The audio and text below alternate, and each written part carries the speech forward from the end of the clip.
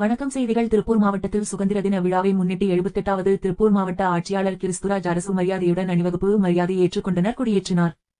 இந்திய திருநாட்டின் 78வது சுதந்திர தின விழாவை முன்னிட்டு திருப்பூர் சிக்கண்ணா அரசு கலைக்கல்லூரி விளையாட்டு மைதானத்தில் தேசிய கொடியை ஏற்றி வைத்து மாவட்ட ஆட்சியர் கிறிஸ்துராஜ் காவல்துறையின் அணிவகுப்பு மரியாதையை ஏற்றுக்கொண்டார்.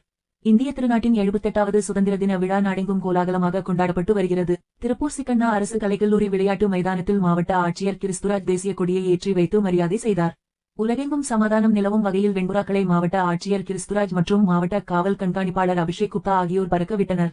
இதனையடுத்து தேசியத்தை நினைவுபடுத்த வகையில் மூவர்ண பலூன்களை பறக்க விட்டனர். பின்னர் திறந்த ஜீப்பில் சென்று காவல்துறையினரின் அணிவகுப்பை பார்வையிட்டு காவல்துறையினரின் அணிவகுப்பு மரியாதையை ஏற்றுக்கொண்டனர்.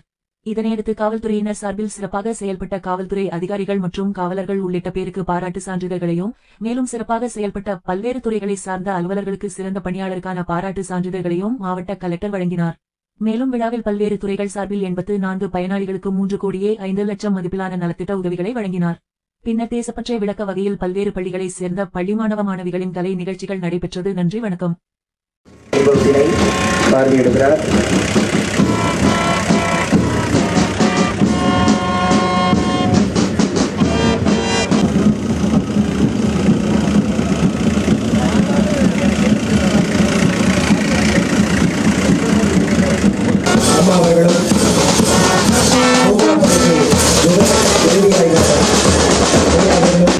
தலைமையேற்று வருகிறார்கள்.